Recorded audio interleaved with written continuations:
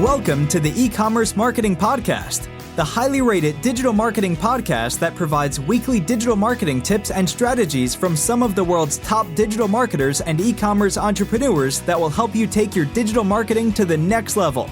Sit back and enjoy this power-packed episode hosted by Arlen Robinson, who is an e-commerce entrepreneur and digital marketing expert with over 20 years of experience. Hey, e-commerce marketing podcast listener. Are you looking to increase traffic and sales to your website? You can do this by launching your own affiliate program. Just visit getosi.com and sign up for a free trial today. That's getosi.com. Now get ready to hear from your e-commerce marketing expert of the week as they drill down to give you details on marketing strategies that can help grow your business. Welcome back to the E-commerce Marketing Podcast, everyone. I am your host, Arlen Robinson, and today we have a very special guest, Michael Lisovetsky, who is co-founder of Juice, an integrated digital marketing agency. Michael started his first company at the age of 14 and has since founded, advised, and sold various businesses.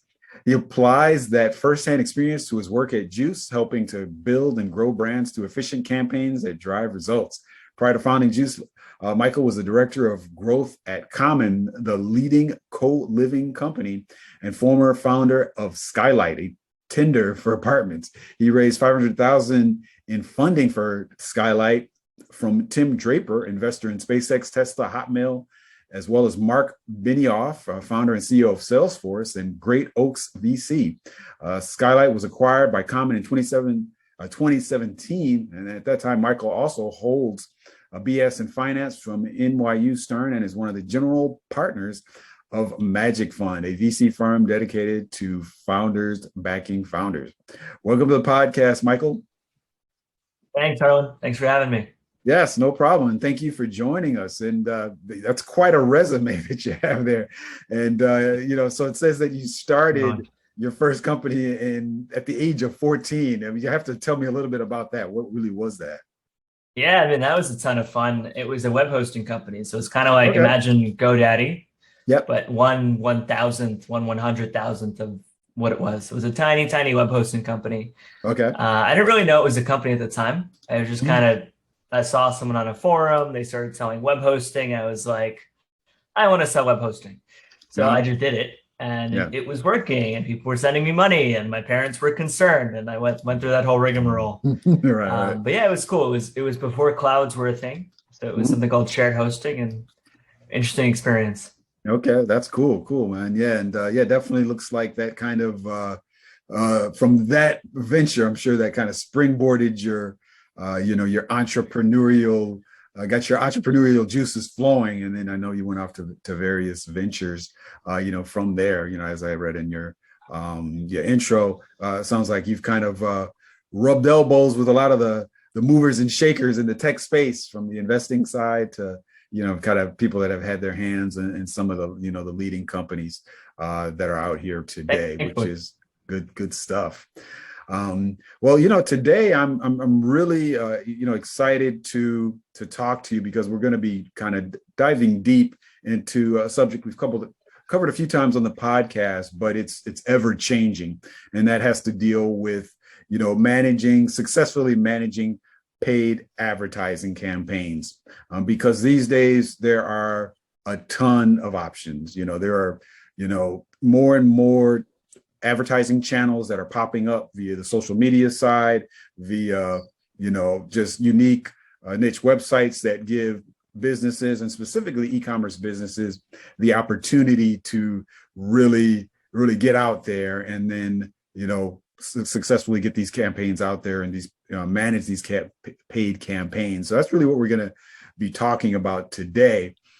And but before we get into that, I really was curious as far as what you do there at Juice, and some of the ins and outs of your day-to-day activities with the businesses that you deal with. Sure. So with Juice, Troy and I started it. I think it was almost 4 years ago now. Okay. We actually just crossed the 4-year anniversary. Okay, congratulations. We started 4 years ago. Thank you. And what we realized is that he and I were both at previous firms, and we'd hire agencies, and we were kind of racking our brains around why those experiences just weren't great. And we spoke to our friends, and our friends were like, yeah, everyone kind of hates their agency. Yeah. So it was just this problem, and we couldn't really understand why it had to be that way. Okay. Like there was a clear need. There was a clear need in the market. Folks like needed help on their advertising, marketing, whether it was on the paid side, organic side. So we really partnered up to try to figure that out. And what Juice does now it's a full service digital marketing agency. So any way that someone is trying to reach a consumer, so we specifically specialize in consumer, we help them do it. So if they want to use Facebook ads or Instagram ads or Google ads, or let's say it's SEO or email, whatever the need is in terms of a digital marketing channel or activation, we can help them do it. Okay. Recently, we've been doing some interesting influencer campaigns. So really the question we're asking is, what's the most effective and the most efficient way to reach a customer on behalf of a brand? And how do we do that? How do we help the brand do that? Gotcha. That's some good stuff. And I think it's agencies, companies like yours that are needed more than ever these days, because it's difficult waters kind of navigating this ad space, this digital marketing world that we're in right now. I had a person on the podcast about a couple months ago, and she had an interesting analogy, which really made a lot of sense, because a lot of times, because these platforms are set up in such a way that, the onboarding process is pretty simple, to get a Google Ads account, to set up Facebook ads. You can get in there, pop in your credit card, set up campaigns, just a few minutes. They make it easy, of course, because they're trying to maximize, the amount of customers and people that are utilizing their platform. So obviously they make it easy. But the analogy, the person that was on the podcast was saying is that, would you get would you get a flight attendant to try to fly a 747 or one of these, jumbo aircrafts, if you had an option to get an actual real licensed pilot? And obviously the answer to that question is, of course not, unless you wanted to live.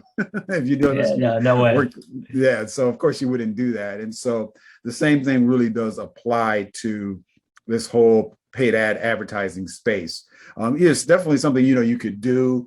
You could, get in there, jump in there and, set up some campaigns yourself. But to really be successful and to really thrive and to really live, in the example that I gave, you want to go with an agency such as yours that can help you, navigate these difficult waters.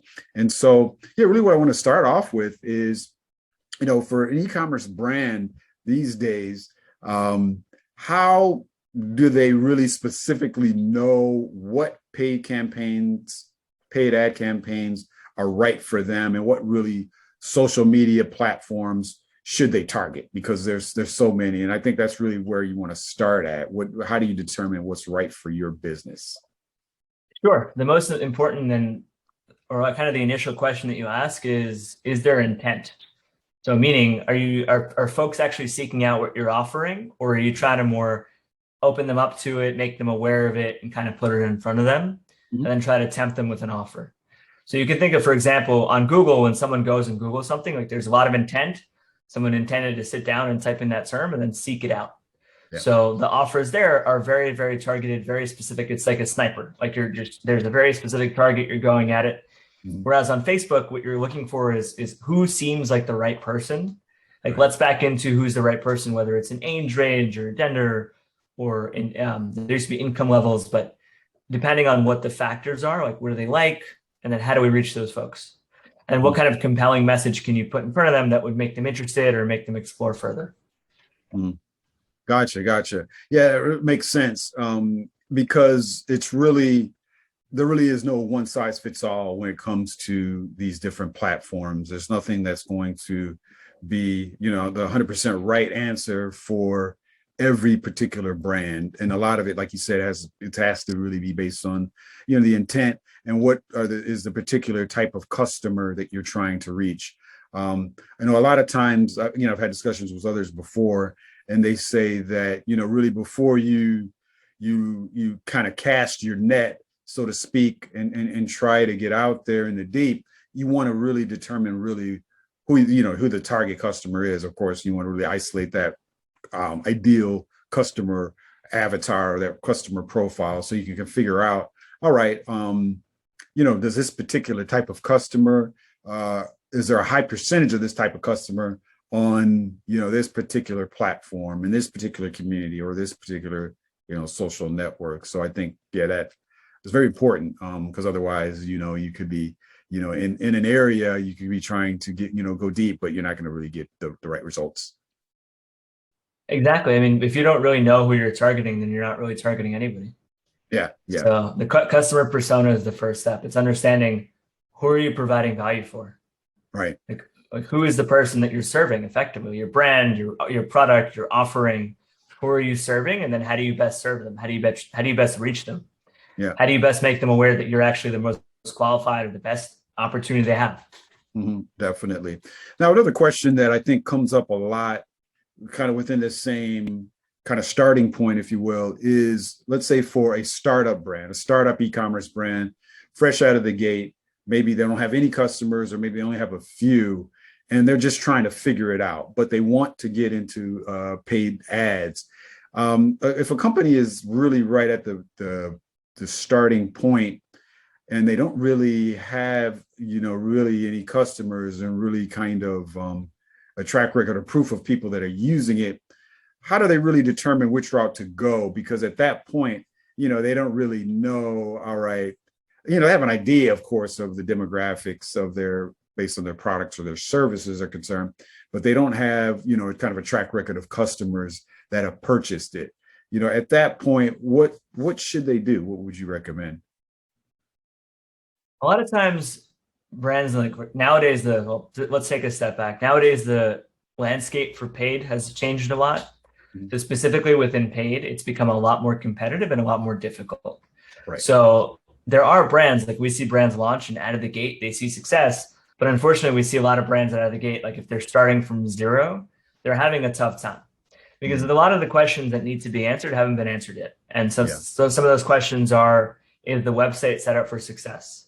Mm-hmm. Is it set up in a way that conveys the most obvious answer, where it's compelling and somebody wants to buy? Because if you're spending money and the website's not really set up to be compelling, then you're not going to benefit from spending that money. Right. So a lot of times I advise brands to think about, like, who'd be a good organic starting point, if that's possible. Mm-hmm. It's not always possible. And there are brands that, like, they find paid to be the most efficient way to reach exactly who they want to reach. Mm-hmm. But in the case that they can, take a step back, identify maybe there are some Facebook groups that you can reach. Maybe there are a couple of email lists. Maybe you can target a couple of people specifically and start with feedback. Mm-hmm. So if it's definitely from zero, it's a little bit tougher. Now, if you've run a little bit of traffic, or you're getting some organic sales, or there's some kind of community that's driving that, it's a lot easier. Because at that point, you have the confidence to go, you can invest the money, and you know that it's very likely, at the minimum, at least retargeting is going to pay off for you. Yeah, it makes a lot of sense. And I like what you mentioned, as far as if you have a community kind of ahead of your launch, or maybe you've even established, like you said, a Facebook group, because those are pretty big these days, where you're able to kind of communicate with who you think is your ideal potential customer, bounce things off of them, run different, messaging ideas, see how receptive they are. So, all of those things can definitely be done prior to, launching the business and launching your brand. And, with the anticipation that at some point you're about to launch, and then you can kind of test the waters with, what these people are saying in the different communities. And so, it definitely is something that you can do, so that when you do launch, you don't waste time and money, advertising in the wrong areas. So I think that's very important. Now, the bottom line is, with most ads, the main thing that businesses are looking for is, the revenue. They want these things to be profitable. Yeah, they want the sales, and they don't want to waste money. And so, and they should. Yeah. And so, what are some quick do's and don'ts when it comes to creating, profitable paid ad campaigns? I want to make sure that what I say is actually, like, really helpful, because I don't think that like just high level cliches can always help. Sure. But in terms of don'ts, don't be too broad in your messaging. Mm-hmm. So nowadays, like when Facebook first started, so when I was running, I think it was like 2013 is when I started running Facebook ads. Yeah. I can't believe it's almost 9 years. But the platform back then was benefited from you being really specific. Mm-hmm. So the more that you would insert interests and other elements to help the algorithm really find exactly who you're looking for, it benefited. Nowadays, the algorithm actually does better when you go broad. So you input a couple of parameters, you give it a couple of, some specificity, but you really give it room to go and find out what you're doing. So for example, on the Facebook and Instagram side, you just want to make sure that your messaging is really specific. So your headline, your copy, your creative is really specific. If possible, you definitely want to use videos over static images because the platform is designed to reward ad creatives that are in a video format.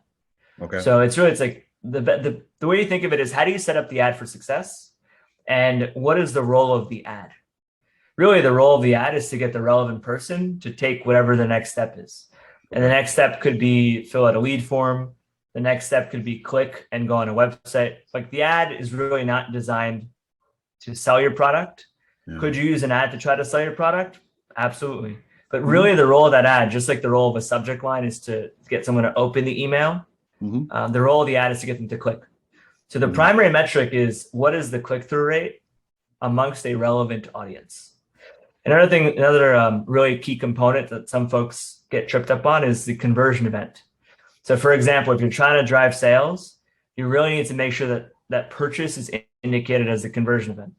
Now that's because Facebook understands the premise of a purchase and Facebook understands the premise of exactly the conversion rate that you're thinking. So Facebook will reward whatever you're asking of it. So what that means is, let's say you hit traffic, Facebook will do an amazing, incredible job at driving traffic to your website, but not necessarily sales. And let's say you're indicating purchase, like you're probably gonna get less clicks, but the idea is that those clicks are gonna be qualified and they might cost more. But again, you're paying a premium because Facebook knows that those folks have gone out and have purchased before. So. Gotcha. Yeah. It's like, I see what you're saying. Things are a little bit different right now. And I've seen this trend, like you mentioned Facebook, where initially, you can be broad in it because you're not really quite sure, where the target is really going to totally be. And you want to try to compile as much initial data as you can before being more specific with the ad. And I like what you said as far as really the purpose of the ad is really getting people to take the next step. I think unfortunately a lot of businesses don't necessarily see it like that. Their whole goal is, of course, to get the sale, which is understandable. And they're focusing so much on, all right, what can I do in this ad to get people to go through to the website to buy, and a lot of times I've seen this, time and time again, where there's almost too much there. They're kind of like, I guess you could say, overselling at that initial point. And really all they need to do is focus on what you said, getting people to go to the next point, where take that next step, whether it's maybe an opt-in that you have, whether it's maybe getting them, watch a video, whatever it is. Exactly. Some people are trying to drive leads, some people are trying to drive sales, but at the end of the day, of course, that's what you want, but you have to think about how do you work backwards from that goal. And you have to treat each tool as a kind of what the tool is within that respect. So what I mean by that, like the purpose of Facebook is not to sell your products, it's to put your message in front of the right person. It's like, how do you maximize that? And then on your website and on your landing pages, those are there to sell your product and your photography and your copy and your creative. So it's like, how do you ensure that every part of the process is set up for success and it's with what it's supposed to be doing? Yeah, definitely. And I think the main thing is just not overthinking and not taking it too far ahead when you're dealing with just the ad. Because like you said, selling your product, selling your services, the purpose of that, or, what you do for that is what's on your website. So, then once you get people to go to the website, then start thinking about, okay, what does the initial landing page look like? What do I do to, ensure that they stay on the site longer, that they go to where I want them to go, and, think about that separately. So that's kind of like a whole separate flow once they're at your site. Exactly. Now, because there's, like I said, all of these different tools, so many options to manage get out there. I'm a huge advocate on using the right tools to make our lives a lot easier. What do you feel are some tools that you guys have used internally, or that you just know about overall that can help an e-commerce business, successfully manage paid ads that are probably across a variety of different platforms all at once? Yeah. I think as an individual, when I was doing this many moons ago, I was using Espresso. Okay. And I really enjoyed Espresso. It was like, it just simplified my workflow. It just, the UI was a lot simpler for me, and it was just great. I don't know how it is now. I haven't used it in a while, but it was a great tool. Otherwise, we tend to stick to the platforms. Okay. So I don't know. We don't have any specific tools. Like, there are some niche cases where some folks will want additional support on attribution, for example. And a tool that's created attribution is called Wicked Reports. Right. Or there's a tool, let's say, for creative testing. This is for brands that are typically spending more at a greater scale, but there's a tool called Marpipe that does a pretty good job. Okay. Or let's say brands need some help copywriting. So there's a tool called copy.ai. Great tool, super cool. You can sign up and it uses AI to help you write copy. So there are like these small tools, but at the end of the day, the platforms tend to be still the best way to operate. Yeah. And that's what I've seen, because most of these platforms, there's a lot that really is into it, that they put into it, a lot of little tools, a lot of resources that, because, their goal is to keep you there. So they're going to try to provide as much as they can for you to be able to, stay there continually, get these ads together and fund these ads. So, it makes sense. One of the things, though, that has come up a lot lately are these tools that are like, I guess you could say, kind of dashboard type tools, where they don't necessarily tie into these platforms as far as letting you manage the functionality, but they allow you at kind of a quick glance to view your stats and reports all from like one interface. Because I think it's a kind of a common complaint that I hear from a lot of businesses, where they're like, I got all of these ads, I got Facebook, I'm doing stuff on, Instagram, LinkedIn, all of these other social platforms. So, I gotta remember to go in,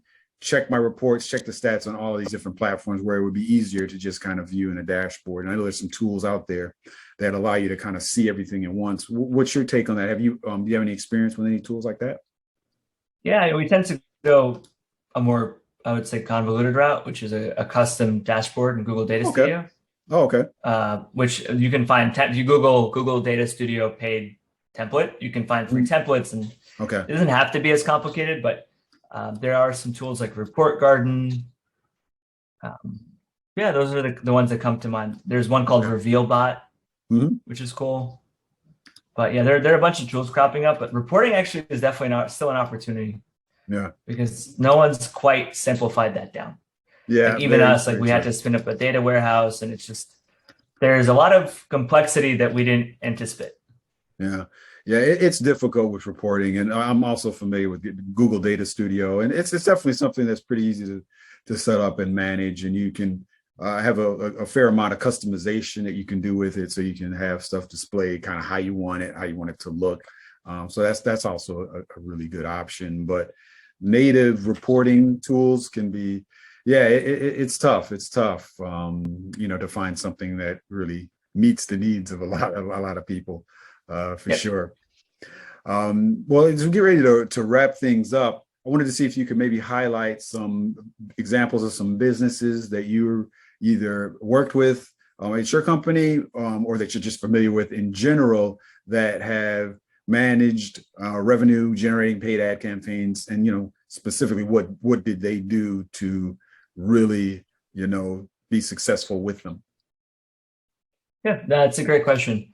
There's this one client that comes to mind, but I think it's more of the story. Like, the client itself is not that relevant, but they were having a lot of trouble with paid ads. And actually, I think that this story kind of, this lesson spans across that.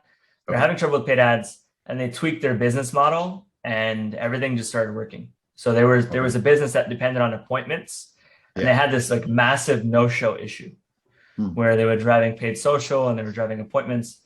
And they were very hesitant, but I was able to convince them to add like a deposit to the appointments. I see. And their no-show rate plummeted to like 5%. Okay, gotcha. So the takeaway there is sometimes it's not the channel, and it's the funnel, but it's not just the funnel. It's how do they all marry together? How are they all linked?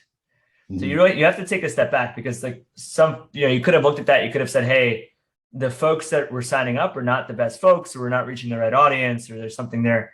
But there was greater elements, and there are greater psychological drivers at play where people weren't bought into the appointment. So there was no repercussion for not showing up. They wanted to, they signed up, they genuinely wanted the offer, but life happens. But when you pay for it, you're much more inclined to show up. Even if it's refundable, you'll show up. So there are these little nuances where I feel like we've had the most success, where we've taken like a step back or multiple steps back, and we've really looked at the business holistically. And we're like, okay, so what's working and what's not, and what can we tweak to try to get it to a better place? I see. Or sometimes it's business models. So sometimes it was, how do we give out samples or do so in a way that would benefit the business and not hurt it?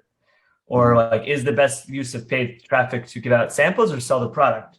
Sometimes if it's a hard product, you want to actually get, like, for example, fragrance or something that's a little more personal, that requires a personal touch that's in person. Really, like a primary driver of paid social in that case is like, how do you get the fragrance? How do you get the samples in the hands of the right people? Or I remember a really good example was a Quest Bar, which is a massive nutrition company. And then when they were just starting out, their whole model was if you went and you paid for shipping, you get a sample of each of their flavors, and it just blew up. And it was like this massive thing. And I mean, you could say like a part of their success is that they got creative and that was their offer, and it worked. Okay. And it was a big risk because they sent out all these samples and you don't know, but it worked. So I would say business owners should just consider these things, consider the factors, consider really the whole thing and how every single component fits in. Yeah, that's very true, because it's more than just the platform. A lot of times I think businesses get stuck on, okay, I'm not getting the right results. Maybe this is just not the platform for me. I'm going to try something else. I'm going to no longer do Facebook. I'm going to try another platform, but that it may not have been the platform the whole time. It just could have been, something else, another factor, like you said in your example with the company that was getting the appointments. A simple fact of taking the deposit, you skyrocketed their appointments up there. So you do have to look at everything, and don't necessarily be so quick to blame the platform, and maybe thinking that it's not the right platform or not the right demographic on that platform, which is the reason why you're not getting the right results. So looking at everything, just being really creative. Creativity is definitely the key here. Well, Michael, it has been awesome talking to you. I've definitely learned a lot with regards to paid ads. Hopefully our listeners and our viewers have as well. And, before we let you go, I always like to switch gears just so our audience can get to know you just a little bit better. If you don't mind sharing one closing fun fact about yourself that you think our listeners and viewers would be interested to know about you. Oh, man. Fun fact question always gets me. Gotcha. But I think the fun fact is, I speak fluent Russian. Okay. It's kind of random, even though I was born here. But I was born. I got lucky. I was born just a couple of months after my parents came here. Okay. From what was the former Soviet Union, and it kind of gave me this cool skill set where I can speak Russian, and now I have a team there too, and super helpful. That's good stuff, man. Yeah, definitely. Being multilingual is always a good thing, especially in our world today. Because everything is so kind of global, and being able to have that under your belt is good. I'm sure that, of course, helps you. A lot. Yeah, definitely. I'm sure traveling and then establishing more ties back there, has helped a lot. So great. Yeah, thank you for sharing that. I appreciate that. And, lastly, before we let you go, if any of our listeners want to reach out to you and pick your brain any more about paid ads or digital marketing in general, what's the best way for them to reach you? Sure, please. My email, michael@thinkjuice.com. On Twitter, it's LISO. And then on Instagram, it's Michael Liso. Okay. Sounds great. Well, yeah, definitely encourage our listeners to reach out to you. That's a great domain there. Thinkjuice.com is a way to connect with you guys and to see how, you guys can help out in, any e-commerce business that, needs a little help these days. Well, Michael, it's been awesome talking to you. I definitely appreciate you coming on today on the E-commerce Marketing Podcast. Thanks, Ron. Thank you for listening to the E-commerce Marketing Podcast. If you've enjoyed this episode, be sure to rate, review, subscribe, and share it with everyone you know. Are you looking to take your digital marketing to the next level but are tired of wading through countless YouTube videos with unproven and untrusted marketing strategies? Well, we have the answer for you. The More Sales Every Month online digital marketing course. In this information-packed course, you will learn effective keyword research, link building, content marketing, and much more to attract and convert your site visitors into paying customers. Just go to moresaleseverymonth.com and sign up today for a low one-time fee. In addition to this power-packed course, if you would like to get access to a growing repository of digital marketing articles, PDFs, and ebooks, check out getosi.com/resources and opt in to get full access to our library of priceless marketing information to help you take your digital marketing to the next level.